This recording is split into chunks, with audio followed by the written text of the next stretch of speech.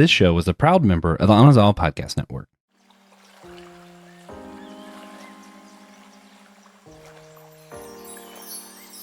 Jesus once said, "It is not what enters the mouth that defiles the person, but what comes out of the mouth. This defiles the person."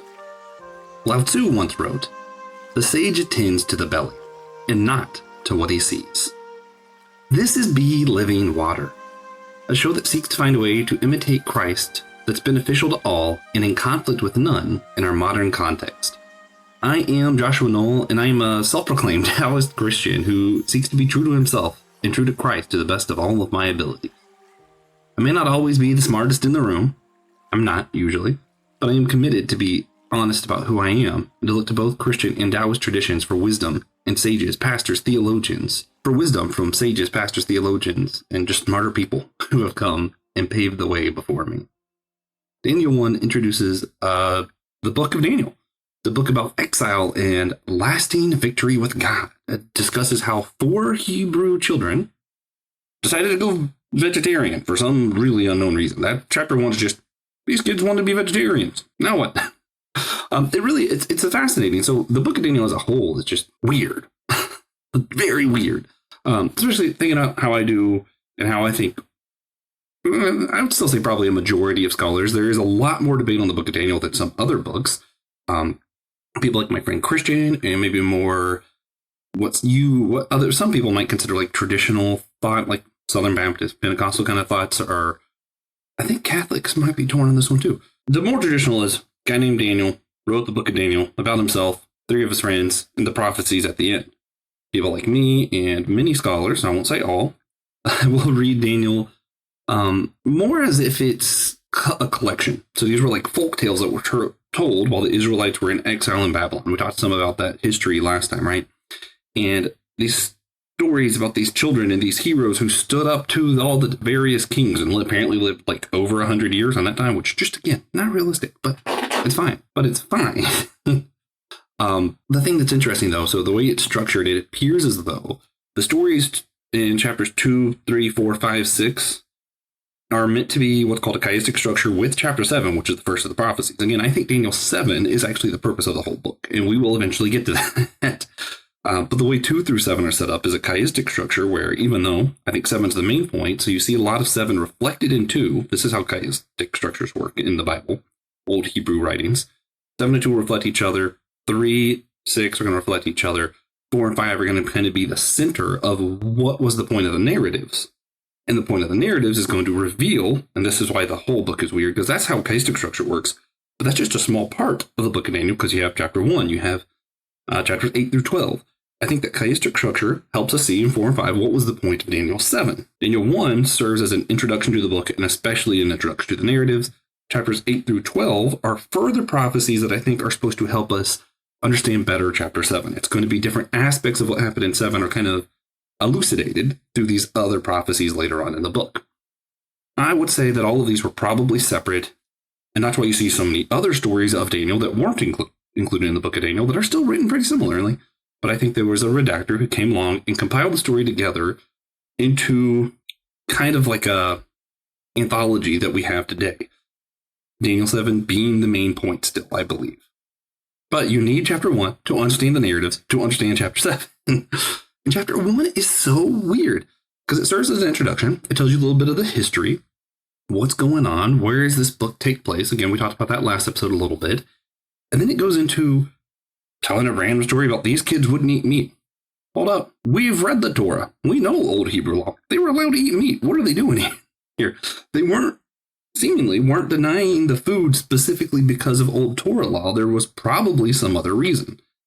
And that's where you get a lot of scholarly debates. People aren't really sure why Daniel and the other Hebrew kids decided to refuse the meat. Popular, especially in American Christianity, you'll have like a Daniel fast where we're fasting from certain types of foods, and there's no basis in the Bible for a Daniel fast. I don't think there's anything wrong with it necessarily. There's just not a basis for that. Like, it wasn't like God told them to restrain from certain things. They were just like, no, we're not going to do that. That's what the story is about, them just refusing. And I'll talk about why I think that happens as this episode goes along. I just kind of want to give you a backdrop of what Daniel chapter 1 really is.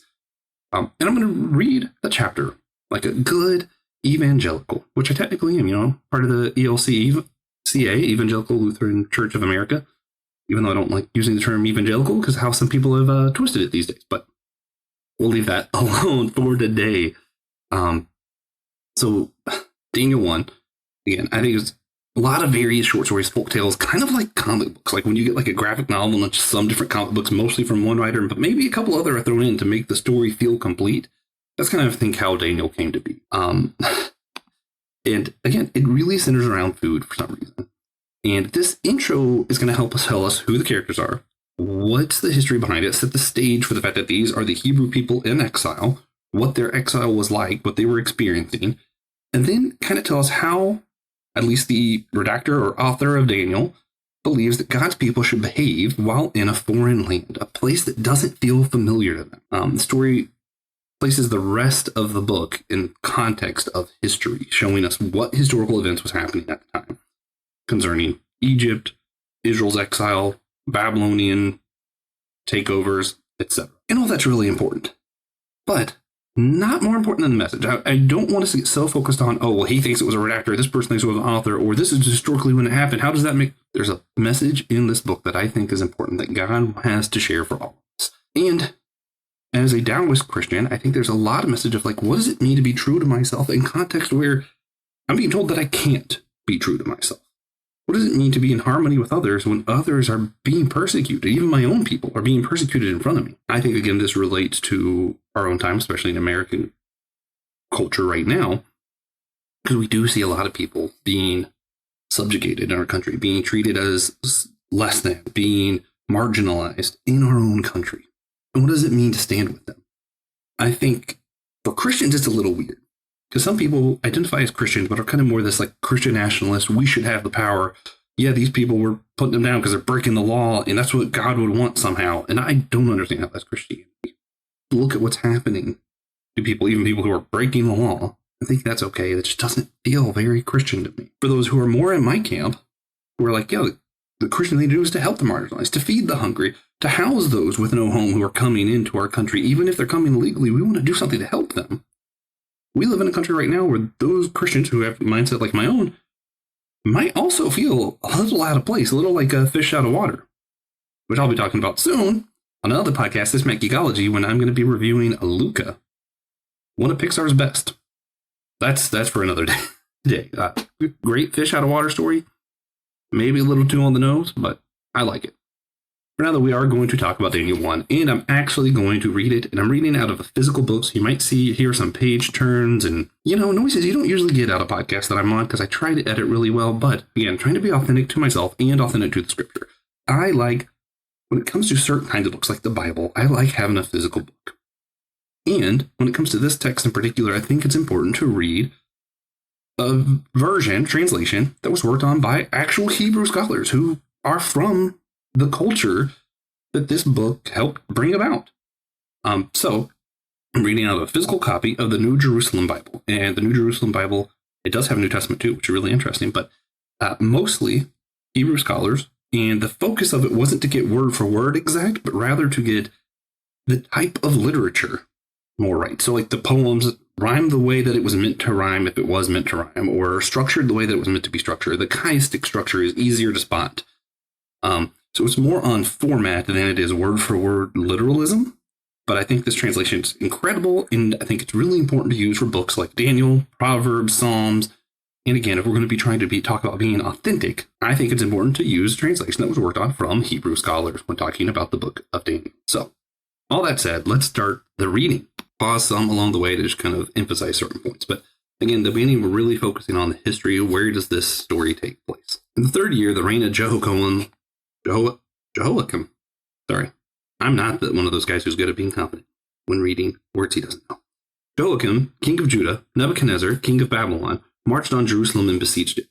The Lord let Jehoiakim, king of Judah, fall into his power, as well as some of the vessels belonging to the temple of God. These he took away to Shinar, putting the vessels into the treasury of his own gods. From the Israelites, the king ordered Ashpenaz, his chief eunuch, to bring a certain number of boys of royal or noble descent. They had to be without any physical defect, of good appearance, versed in every branch of wisdom, well-informed, discerning, suitable for service at the royal court. Aphanes was to teach them to speak and write the language of the Chaldeans. The king assigned them a daily allowance of food and wine from the royal table. They were to receive an education lasting for 3 years. After which they would enter the royal service. I'll stop here. This kind of like verse 6-ish. Again, it's not structured with like verse numbers in front of it because that takes you out of the reading. It's structured to read how it's supposed to read. I think it's important. So we see the history. They're being taken to exile, and it's saying that these aren't just normal Israel children. They didn't just say, these kids. No, they tried to find the best of the best. And I think part of that is kind of justify the folkiness of the folk tales, where you're like, wait a minute, no ordinary person would sit there and be thrown into line. So, well, yeah, these aren't ordinary kids. These are supposed to be the brightest, the well-educated, clean, not diseased children. It also serves that narrative purpose, but it also shows historically some important things. The Babylonians, typically when they took people hostage, would take some of their brightest people and kind of teach them and almost indoctrinate them, believe in their God, to believe in their way, that kind of thing. And we already see they're being offered food from the royal table. And that's going to be important, seeing how things are being brought into the temple of another gods. To get this idol worship themes brought up in the theme of the royal table. I think both of those are going to be important when we think about why were these kids refusing the king's meat. But more on that in a bit. For now, we're going to keep reading. The chief eunuch gave them other names. And these are going to be their Chaldean names. Calling Daniel Belshazzar, Hananiah Shadrach, Mishael Meshach, and Azariah is now Abednego. Daniel, who was determined not to incur pollution by food and wine from the royal table, begged the chief. I'm going to pause right there too. The way that's worded, I think, is an attempt to get us to interpret it a certain way. It's not that clear cut when you're reading in the original language, but I'm going to move on. Begged the chief eunuch to spare him this defilement. God allowed Daniel to receive faithful love and sympathy from the chief eunuch. But the eunuch warned Daniel, I am afraid of my lord the king. He has assigned you food and drink, and if he sees you looking thinner in the face than the other boys of your age, my head will be in danger with the king because of you. To the guard assigned to Daniel, Hananiah, Mishael, and Azariah by the chief eunuch, Daniel then said, please allow your servants a 10 days trial, during which we are given only vegetables to eat and water to drink. You can then compare our looks to those of the boys who eat the king's food. Go by what you see, and treat your servants accordingly. The man agreed to do what they asked and put them on 10 days trial. When the 10 days were over, they looked better and fatter than any of the boys who had eaten their allowance from the royal table. So the guard withdrew their allowance of food and the wine they were to drink and gave them vegetables. To these 4 boys, God gave knowledge and skill in every aspect of literature and learning. Daniel had also the gift of interpreting every kind of vision and dream. Pause real quick here too. I like that this story, Shadrach, Meshach, and Abednego, as most of us know them, are still referred to as Hananiah, Mishael, and Azariah, even after they were given their new Babylonian names.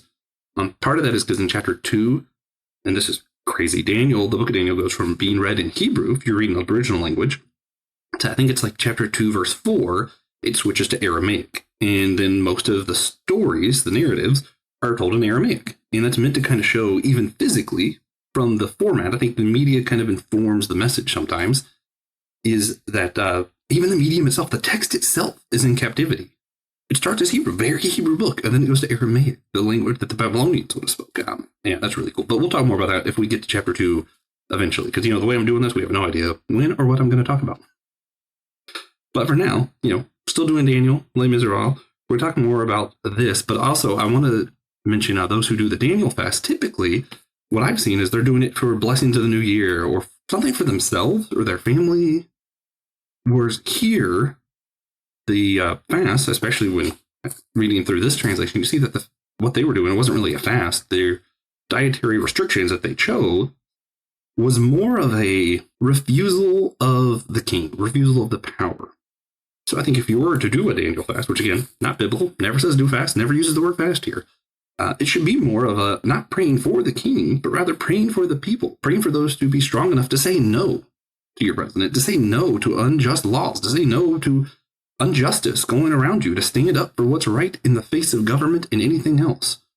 Because God's law, God's way, God's justice should be higher than that. That, I would say, is the way. And that's, Amanda would like that, and I think Lao Tzu would probably like that too. But that's kind of what they're getting at here. So if you're going to do a Daniel fast, I don't think it should be in favor of the president or yourself or blessings for a new year. It should be prayer that you and those around you are strong enough to stand up for justice, even in the face of unjust government and unjust law. Guys, let's finish reading chapter 1 here. When the time stipulated by the king for the boys to be presented to him came round, the chief eunuch presented them to Nebuchadnezzar. The king conversed with them, and among all the boys found none equal to Daniel, Hananiah, Mishael, wrong page, great context, and Azariah. So they became members of the king's court. And on whatever point of wisdom or understanding he might question them, he found them 10 times better than all the magicians and soothsayers in the entire kingdom. Daniel remained there until the first year of King Cyrus. Again, this is putting it in context historically, from Nebuchadnezzar all the way to Cyrus, who is the Persian king. And again, that's where I'm like, believing Daniel lived that old, that's hard. But through God, anything's possible. That's not what the meaning of that verse. But I do think God can make anything possible. He could have prolonged Daniel's life that long. It just in that particular time and age seems unlikely. And the way these stories are told makes me feel like this is more than that. More like folktale. The way that Daniel's story so perfectly in many places parallels the story of Joseph. Daniel would be like a Joseph figure, if you will, if you're reading it this time and understanding literary tropes of the time when this was written. You'd be like, oh, Daniel's a Joseph story. Knowing in our own context, knowing about Christ, and, I believe kind of like Lewis that sometimes the truth can have two meanings. The truth that was actually given, and then a greater truth that they couldn't have possibly known could also be there. And I think that's kind of what's happening here with Daniel as a whole, as a character. I think he, at the time this was written, was meant to remind them of Joseph. Good old Joseph. But I think very clearly, in context of what we know now of Jesus and what God did through Jesus on the cross, and then 3 days later, raising him from the grave, defeating hell, death itself, I think we could see there's more to Daniel, that maybe he's also a Christ figure. But wasn't written that way. He was written to be a Joseph figure. Anyway, that's not what this story is about. I apologize. Got a little sidetracked. ADHD. Being true to myself. Being true to that ADHD, guys. I do want to say there's a few different sources I'm using when I talk about these books. Primarily, I'll be pulling from Ernest C. Lucas's commentary on the Book of Daniel, as well as John E. Goldingay's commentary, which is volume 30 of the World Biblical Commentary. If you're looking for sources to follow along with me as I do this, it'll be spotty. I'm going again between Daniel and Les Miserables, so it's not like the next episode will absolutely be Daniel 2. I really don't know, guys. But once you guys kind of know what sources I'm pulling from, I've had Ernest C. Lucas on another podcast that I did with the Whole Church podcast. I might link that below. And a lot of the stuff I agree with him, but there's some stuff that I'm like, do a little pushback. We don't all see eye to eye, especially scholars and people who aren't scholars like myself. I love the Bible, but I don't have a PhD or anything like that. So I'm an enthusiast. I would say a very well educated enthusiast, because I have gone to college for Bible. I just don't have a doctorate, and I have a whole bookshelf of commentaries and stuff. I care about it. I just don't want to equate myself to an actual scholar. That said, man, this story is so fascinating to me, because what a weird way to start off a book that's supposedly about end times and prophecies and craziness. And you're going to start off with Israelites were taken captive. These kids were chosen because, they were pretty and they were smart, and they wanted to be vegetarians. Okay, all right, that's how we're starting this thing off about end times and dragons and stuff later, right? Yep. Food choices, that's going to come first here. What dietary restrictions are you following? I also want to say what's cool to me throughout the Bible, even in the Torah, you'll see dietary laws change from time to time. A lot more seldomly. So it's interesting that in this time and in this context, Daniel has a different dietary restriction that he feels that he's obligated to adhere to in this time than necessarily what the Torah gave. Now, I don't think he's breaking any of the Torah laws, but I think it's interesting he's adding to it for the time that he was in. And I think that's the thing we see all throughout. God always is like, hey, yeah, the laws I'm giving you, it's for a specific purpose in a specific time and place. When I think when Jesus comes and then you see Peter and Paul and the vision they're given, it's like, actually, you should eat these things.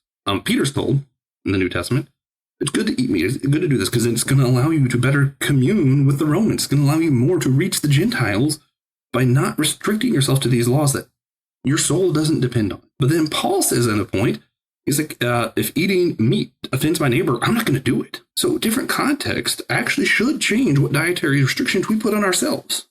What we eat, how we eat, who we choose to eat with. It's actually really important. It says something about our priorities. It says something about what we think is important to us and to the God we claim to follow. Here is where we get some interesting things here. Well, first I want to go back up. So they learn from the same books that the other people, the Chaldeans, the Babylonians, took and trained all the kids on the same books. But for some reason, the Hebrew people learned it better. And I don't think it's because vegetarians are smarter than anyone else or anything. I think it's just showing God's favor. You also see that God allowed Israel to be taken captive. You use a lot of this allow, or God let this happen, or God made them smarter. You have a lot of questions of God's sovereignty, especially when we get later into those prophecies. Is God sovereign? This is something challenging for people like me who probably are more like an open theist, where I'm like, I don't think the future is set. I don't think that God already won.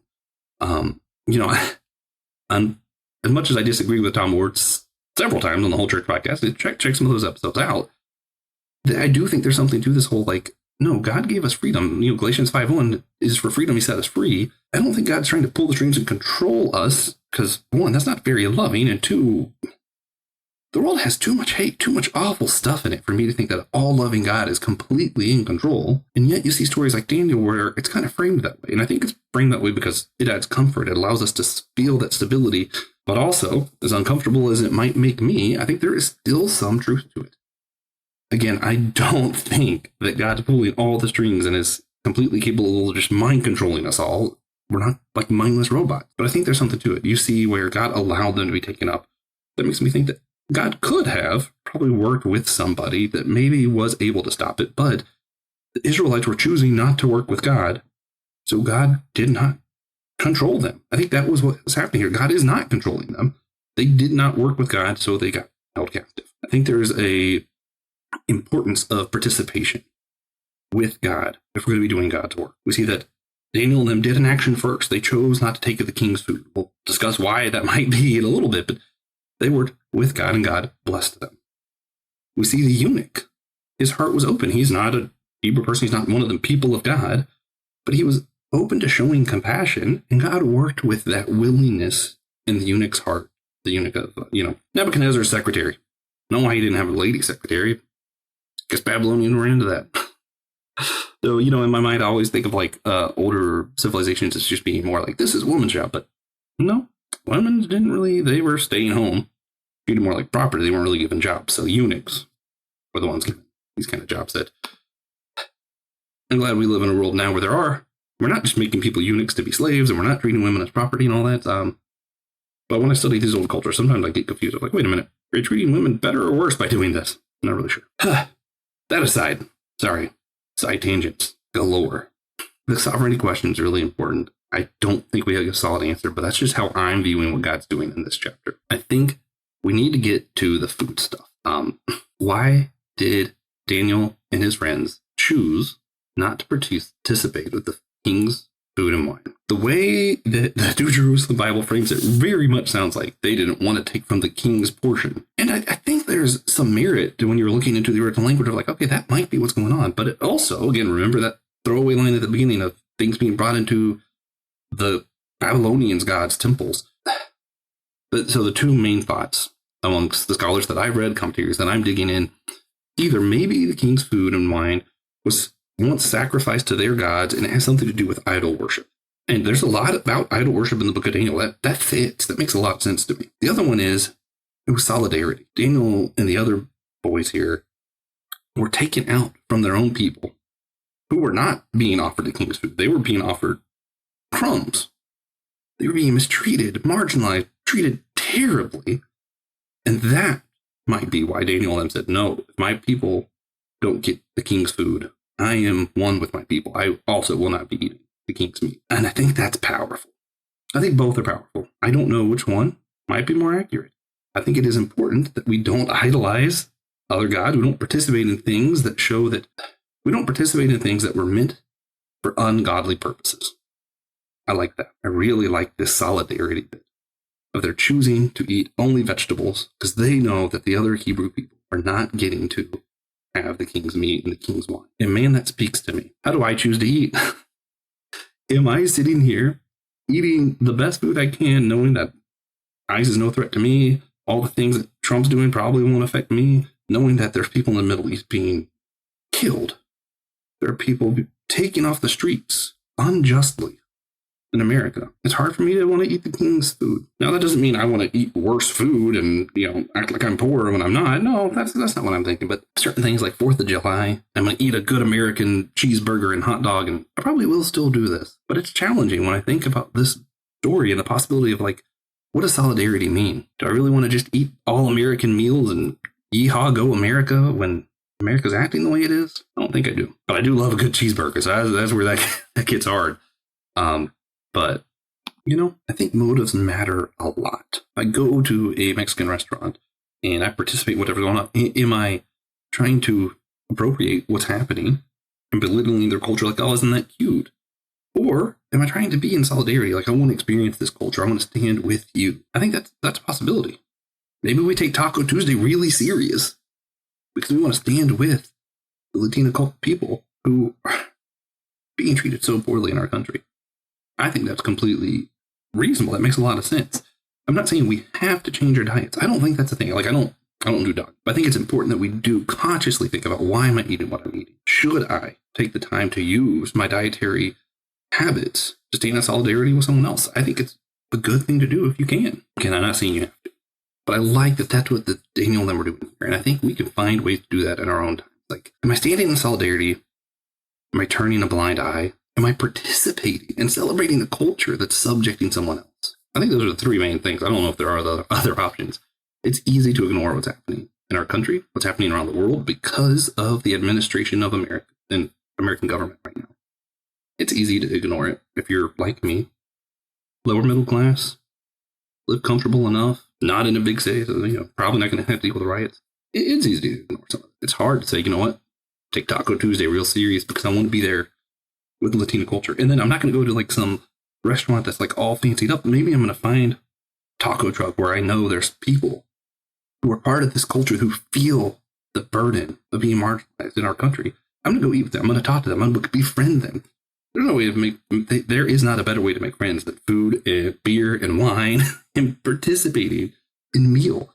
Like culinary arts aren't just an art. Like, food is life. And when we participate in food of another culture, you're participating in that culture. You can decide whether or not you're appropriating or belittling, or do you want to truly participate? Find people, meet them, talk to them. I have a neighbor who offered me some tacos off their grill last year.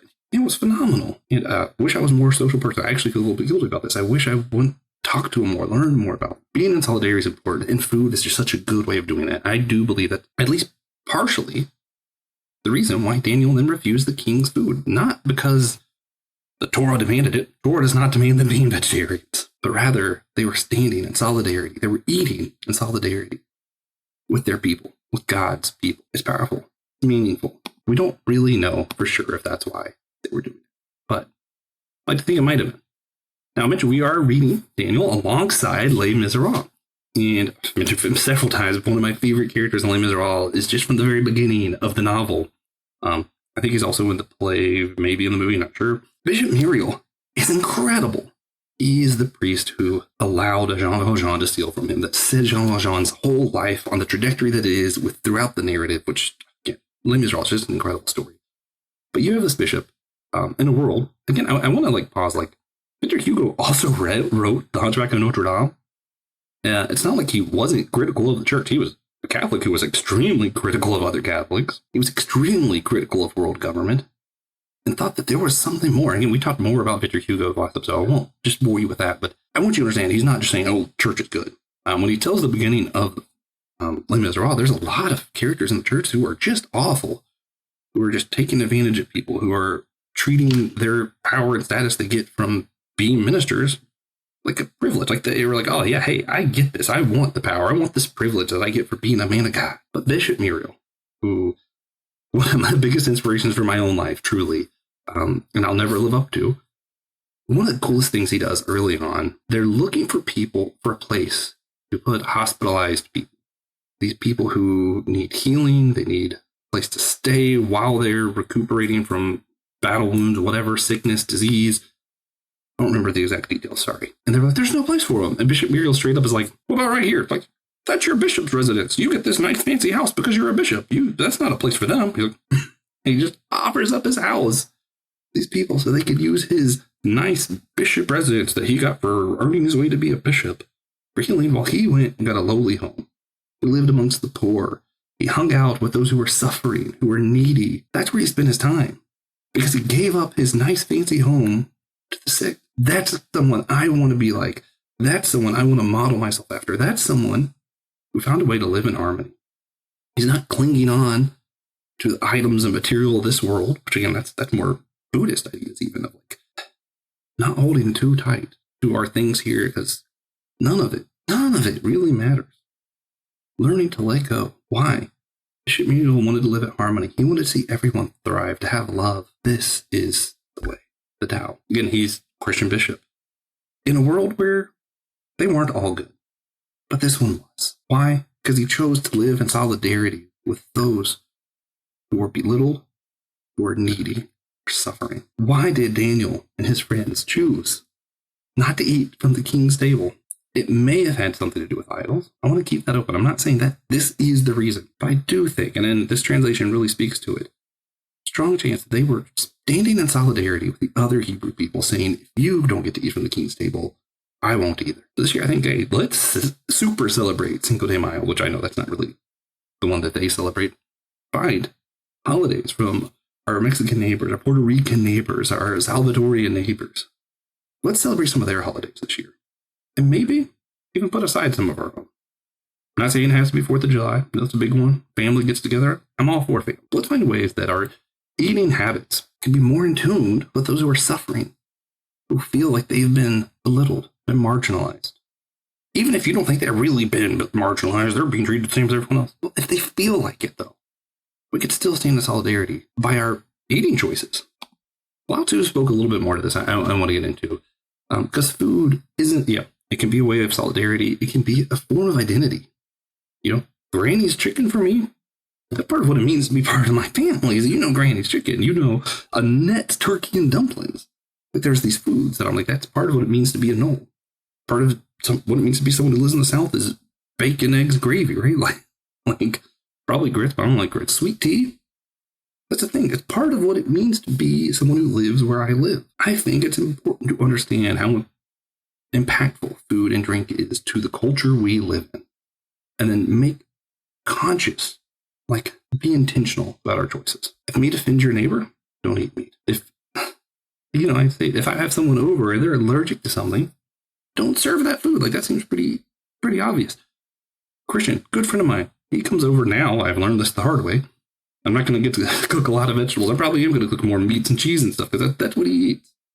If I have someone over who's a vegetarian, I know how to make some good ratatouille. We're going to eat that. Maybe we'll eat some potato egg rotten. I'm not going to do what offends my neighbor. I'm going to be conscious of my food choices. Lao Tzu talks a lot about food and the Tao Te Ching. One of the things he says that I somewhat disagree on, and we've talked about this on another show, and I guested on Mark Flower's podcast, Growing Grace. But Lao Tzu talks about the 5 tastes. And in it, he basically is saying, only have one flavor at a time. I don't agree with that. I think some flavors really contrast really well and make some awesome meals together. But what he was saying, because he also talks about coloring and other stuff in the same way, is trying to say, just keep it simple. Keep it simple, stupid, the whole KISS acronym of hey, don't overwhelm your taste buds. It's okay for a carrot to taste like a carrot, man. It's okay for peas to taste like peas. They don't need to taste like garlic, salt, and other stuff. And again, I like this stuff. So that's where I disagree a little bit, but I understand this concept of simplicity, of learning to let things be. So when I think of the identity we have in food, I also think, let's consider what's natural to the area I live in. I live in the Carolinas. Blackberries are natural. I incorporate that into some of my foods when I eat. Not all the time, because I really like meat. But I think it is important that we get local produce, that we think about local food, and we can, I used to, I haven't done this in a while. There's a butcher nearby in Lancaster where I can get food more locally sourced, and that puts me more in tune with my own community, which is important for me. If I'm going to find harmony, I need to think about these things, make conscious decisions, intentional decisions about how to be in harmony with the world around me, the nature around me, the people around me, those marginalized, those who are just working in their mom and pop shops, their locally owned restaurants. How do I support these things in my decisions on how I eat? I think all of that is important, even if I'm like, Lao Tzu. Sometimes it's good to have multiple flavors, man. But one of the other things he talks about, I think, really highlights the mentality that he's getting behind. It's not necessarily just about the food. He also talks about like travel. So don't go travel, because then you're like, oh, look, I did England, I did Spain, I did whatever. Like hey, don't travel. Be tuned where you are. Get to know where you live, where you were born, the best that you can. Be in harmony there. Don't just go to places and be like, I went here as like a souvenir and a mark of pride. Like, who needs pride from that? Now, again, don't always agree with Taoist stuff like that. I'm like, traveling can be good, but I think when you do travel, eat the foods of that place. Truly experience the place. Don't just go to say that you went as like bragging rights. Go to experience something new. And again, this gets behind like the literal words. And what was the purpose behind it? I think Lao Tzu is really trying to get people to say, hey, know where you are. Be at one where you are. Find that harmony. When you go somewhere else, don't just do it as a bragging thing. Like, find harmony. Find a way to truly experience what's there. To be at one with those people from that culture who live in that place. If you go to the South, drink sweet tea. If you go into California, you're probably going to have to eat some avocados. If you're going to go to Maryland, you're going to have to eat some crab. Experience what makes the place the place. And don't just go as a bragging right. If you can, just stay home. That's fine. It's fine to just stay where you are, to eat the food from where you live, to know the people in your own community. That's what Lao Tzu was trying to say, and I think that's important. But I also think there's a way to do travel. Still stay true to the concept. I want to bring up one example of this too, that I love. So Parks and Rec, I love the show, especially because of Ron Swanson. I'm not going to get too much into all the characters. Ron Swanson is great. Libertarian, likes meat. He's great. They get a new guy in the workplace who is vegetarian, and he's like, I can make a better burger than you without meat. And Ron's like, okay. He took him up on this bet, right? And the guy's making bean burgers, adding all these seasonings, doing all this stuff, and makes this exquisite meal. And the judges are like, oh, that was great. That was great. Ron gets buns, gets meat, cooks meat, puts meat on bun, burger. And everyone's like, oh, yeah, no, that was better. Because sometimes, and it was hilarious, but like there's a point to it, and I think it's accurate. Sometimes less is more.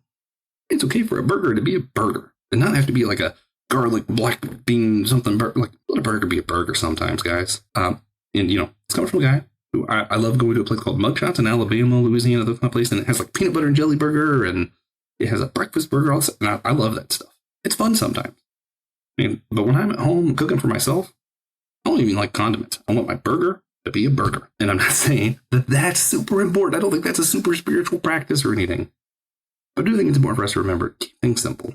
Be intentional about our food choices. Find a way to be at harmony with those around us. And again, if there's a way we can make intentional choices with our food that shows that we're in solidarity with the marginalized, with the suffering, with those in need, let's do that. Now, Casa Bonita is this place in Denver, Colorado that's famous because of South Park, and it's amazing.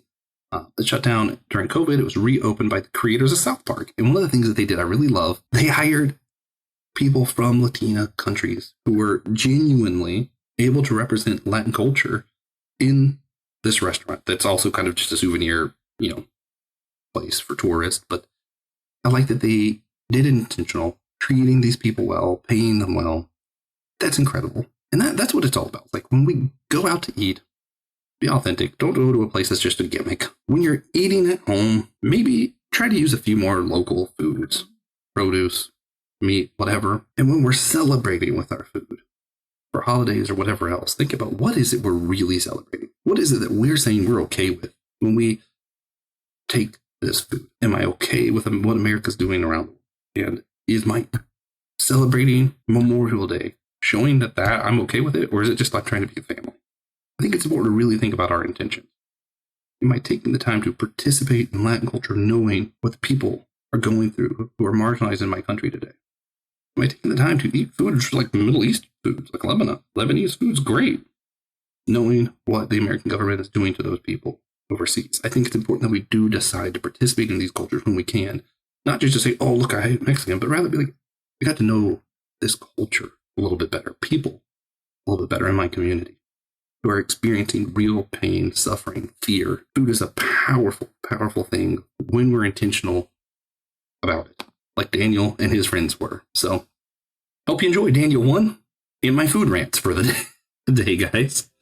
I love food. I'm passionate about it, so I probably went a little bit longer than usual. That's okay. I don't know what'll be next. Probably do some more Les Miserables stuff before we get into more other things, but we'll see. I forgot to do a slide with the 3 takeaway questions and a point of meditation, but I'm going to tell it to you guys. So if you're just listening to audio, it's the same. If you're on the video, just listen a little closer. Maybe turn closed caption on if you need it. 3 takeaway questions and 1 point of meditation today. How can I incorporate more local foods into my cooking? Very simple. How can I choose to eat or fast in solidarity with those who feel marginalized or belittled in the culture I live in? Number 3, and this goes back to the Hebrew children being wiser than the others and all that. Where does true wisdom come from? So again, how can I incorporate more local foods into my cooking? How can we eat or fast in solidarity with those marginalized in the culture I live in? And where does true wisdom come from? Those are your questions, your point of meditation today. I want you to listen to some music from a different culture, so you can kind of learn to be more in touch with that, whether it's Latin culture, Lebanese, whatever. Listen to music from another culture while you're meditating. Try to really feel at one with these people. And be intentional if you know someone to speak to them. Get to know people in your community better from these communities. All right, guys, rather than providing any clear answers or instructions on what to do with your life, how to find wisdom, any of that, I hope this conversation has instead helped you to struggle with and ponder how to best be true to yourself as a unique individual and be true to Christ as the true source of all life. Remember, we are all to be water, beneficial to all, in conflict with none. We are called to be Christ, loving everyone, laying down our own lives for others. Thank you all for joining me in my own struggles to love myself, others, and God better. And I hope this has encouraged you to continue to be living water.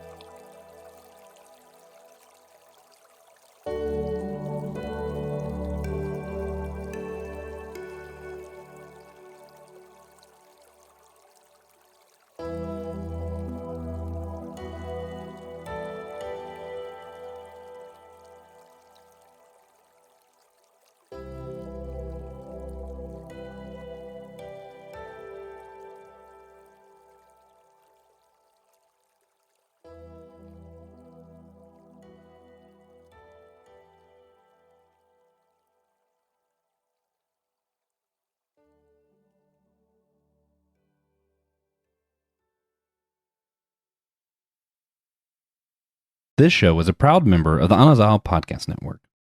If you want to hear other shows like this, be sure to check out the network's website in this show's description.